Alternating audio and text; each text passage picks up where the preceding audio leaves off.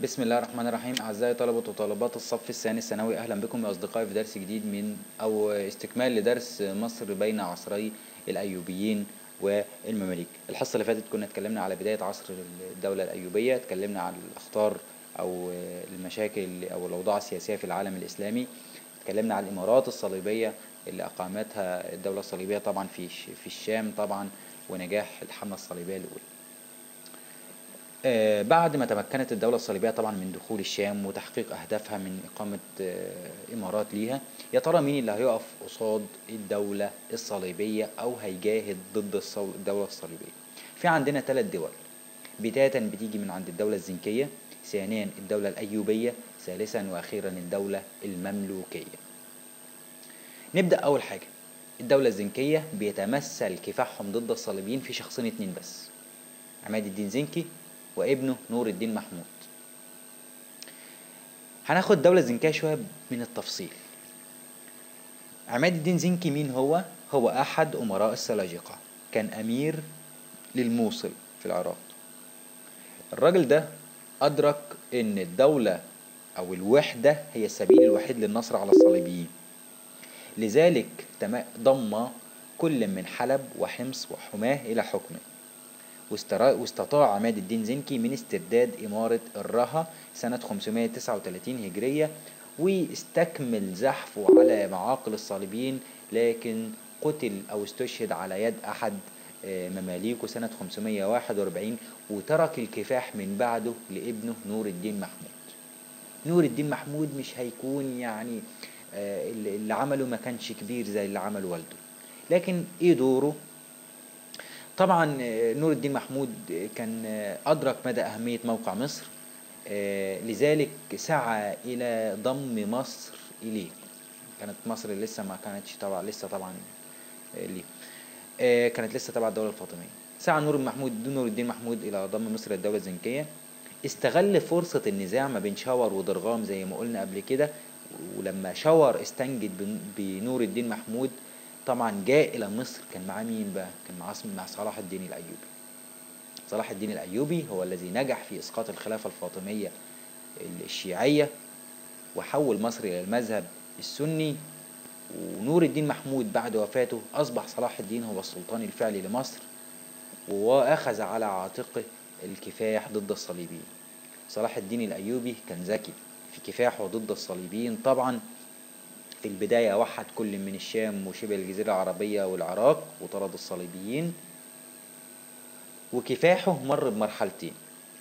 أو الدولة الأيوبية، احنا خلاص كده خلصنا من الدولة الزنكية، هنشوف الدولة الأيوبية. كفاح صلاح الدين ضد الأيوبيين مر بمرحلتين، مرحلة الدفاع ومرحلة الهجوم. طيب ليه صلاح الدين مر على طول بمرحلة دفاع، ما دخلش مرحلة هجوم من البداية؟ مر بمرحلة دفاع حتى يتمكن من معرفة قدرات وإمكانات الصليبيين، اشترك معهم في بعض المعارك، وتمكن من الوصول من عقد معاهدة مع بلدوين ملك بيت المقدس الصليبي. المعاهدة دي كان مدتها 5 سنوات. ليه عمل معاهدة؟ عشان يتفرغ لتوحيد القوى الإسلامية تحت زعامته. بعد كده هيبتدي ان هو الدور الهجومي بقى ضد الصليبيين. لما صلاح الدين اتفرغ من توحيد الجبهة الإسلامية، بدأ ان هو يتأهب لمعركة حاسمة، وهي معركة حطين. معركة حطين معركة معروفة في التاريخ الإسلامي ضد الصليبيين، كانت سنة 583 هجرية. أسبابها طبعا المعاهدة، لو كنت تفتكروا من شوية، المعاهدة اللي كانت ما بين داوين وبين صلاح الدين. اخترق اخترق إرناط اللي هو رينودي شاتيو أمير بيت المقدس، لأن طبعا بلدوين كان توفى.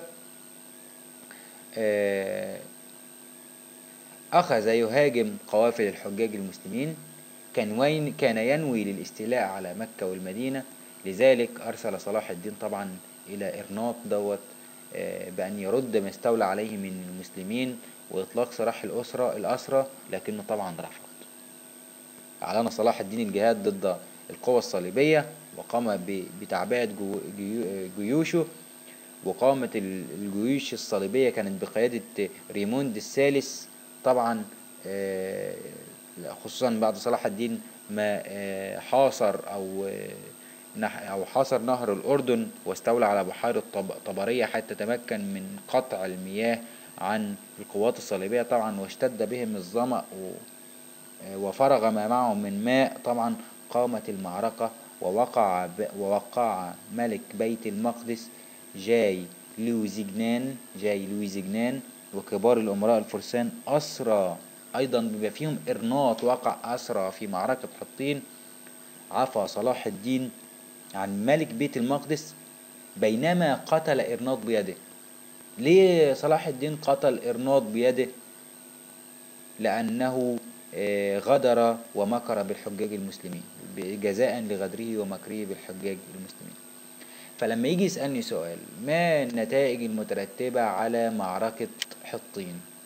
رقم 1 هزيمة الصليبيين، هزيمة ساحقة واسترداد بيت المقدس. 2 رفعت الروح المعنوية لدى المسلمين، أصبح الصليبيين في موقف الدفاع بعد ما كانوا في موقف الهجوم. أظهرت أهمية الوحدة بين المسلمين وقدرات صلاح الدين. صلاح الدين طبعا دخل بيت المقدس في ذكرى طبعا الإسراء والمعراج، وعافى عن الصليبيين وآمنهم على أرواحهم. بنيجي بعد كده عند الحملة الصليبية الثالثة. الحملة الصليبية الثالثة أسبابها محاولة الصليبيين طبعا السيطرة على بيت المقدس مرة أخرى. حشد الصليبيين طبعا قواتهم وجاءت إلى الشرق بقيادة ريتشارد قلب الأسد. بس لا، في كمان فيليب أغسطس ملك فرنسا، في أيضا فريدريك بربروسا إمبراطور الألمان. يبقى كده الصليبيين جاءوا بثلاث إمبراطوريات: ريتشارد قلب الأسد ملك إنجلترا، فيليب أغسطس ملك فرنسا، فريدريك بربروسا إمبراطور الألماني. النتائج طبعا فشلت طبعا بفضل مقاومة صلاح الدين. انتهت بعقد صلح مهم جدا في التاريخ وهو صلح الرملة. صلح الرملة بين صلاح الدين وريتشارد قلب الأسد، وهو ينص على الاحتفاظ المسلمين ببيت المقدس مقابل أن يكون للصليبيين الحق في تأدية الحج إلى بيت المقدس.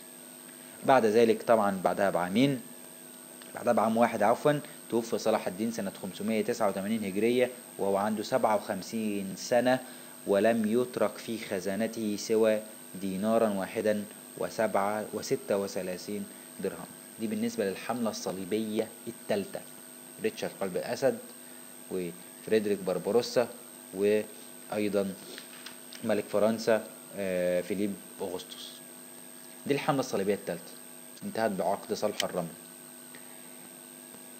بعد صلاح الدين للأسف هيجي بقى خلفاء صلاح الدين بداية بقى من الملك العادل والملك الكامل لم يكونوا في قوة صلاح الدين. يعني إن لم يكن طبعا الملك العادل هو اللي كان كويس شوية. الملك العادل شقيق صلاح الدين ورث الدولة الإسلامية طبعا، الدولة الأيوبية في الوقت الذي أدرك فيه الصليبيين طبعا إن مصر هي ترسانة العالم الإسلامي وقلعة التصدي ليهم. جاءت الحملة الصليبية الخامسة إلى مصر سنة 615، حاصرت مدينة دمياط واستولت عليها. لذلك أسرع الملك العادل بالقدوم من الشام لصد الحملة لكن توفي. ده الملك العادل. هيجي بعد منه ابنه الملك الكامل، ابن الملك الكامل ابن الملك العادل، يبقى اللي جده صلاح الدين. للأسف الملك العادل الكامل الملك الكامل أبدى تساهلا مع الصليبيين وعرض عليهم تسليم بيت المقدس مقابل الانسحاب من دمياط، لكنهم رفضوا. لكن الصليبيين تقدموا في الدلتا باتجاه القاهرة، لذلك لجأ المصريون إلى فتح السدود والترع لإغراق الأراضي طبعا لتعطيل تقدم الصليبيين.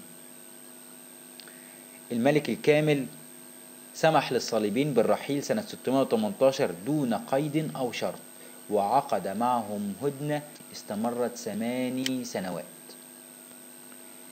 نخش بعد كده على الحملة الصليبية السادسة. طبعا حصل خلاف ما بين البيت الأيوبي الواحد الأمر الذي أدى إلى استعانة المعظم عيسى ملك دمشق وحلب بالخوارزميين، واستعان السلطان الكامل الذي أبدى تساهلا، اللي قلناه من شوية ازاي أبدى تساهلا مع الصليبيين، بالإمبراطور الألماني فريدريك الثاني.